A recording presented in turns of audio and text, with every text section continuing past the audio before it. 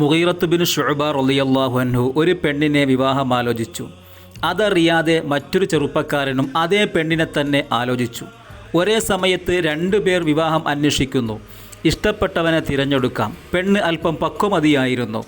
അവൾ രണ്ടുപേരെയും ഒന്നിച്ച് വീട്ടിലേക്ക് വരുത്തി. നിങ്ങൾ രണ്ടുപേരെയും ഞാൻ നിരാശരാക്കുന്നില്ല.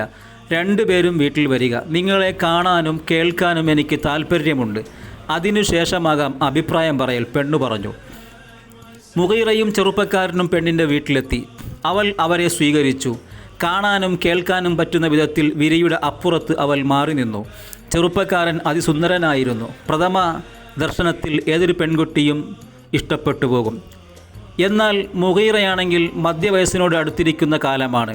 ചന്തവും അത്രയൊന്നുമില്ല. ചെറുപ്പക്കാരനെ അപേക്ഷിച്ച് പലതിലും അദ്ദേഹം പിന്നിലാണ്. എങ്കിലും അദ്ദേഹം ചെറുപ്പക്കാരനോട് സംവദിക്കാനുള്ള മനസ്സ് കാണിച്ചു. സംഭാഷണത്തിൽ നിന്ന് ചിലത് അളക്കാനാകുമല്ലോ. താങ്കൾക്ക് ഭംഗിയും നന്മയും സംസാര ചാരുതയും വേണ്ടത്ര കാണുന്നു. മറ്റെന്തൊക്കെയാണ് സ്വന്തമായിട്ടുള്ളത്? പലതുമുണ്ടെന്ന് ചെറുപ്പക്കാരൻ പറഞ്ഞു. അയാൾ എണ്ണി എണ്ണി തൻ്റെ ഗുണഗണങ്ങൾ പറഞ്ഞു. മുഗീറ റളിയല്ലാഹു അൻഹു ചൂളിപ്പോയി.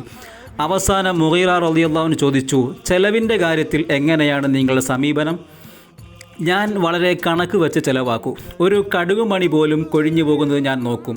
അക്കാര്യത്തിൽ കുറച്ച് കർശനം തന്നെയാണ്, ചെറുപ്പക്കാരൻ പറഞ്ഞു.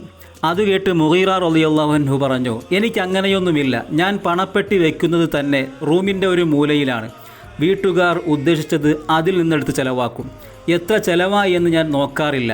ആരെങ്കിലും ചോദിക്കുമ്പോൾ മാത്രമേ കണക്ക് നോക്കാറുള്ളൂ.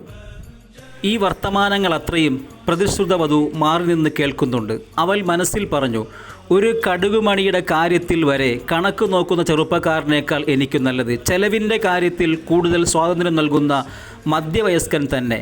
അവൾ തൻ്റെ തീരുമാനം ഉടൻ പ്രഖ്യാപിച്ചു. മുഗീറ റളിയല്ലാഹു അൻഹുവിനെ വിവാഹം കഴിക്കാൻ തീരുമാനിക്കുകയും ചെയ്തു.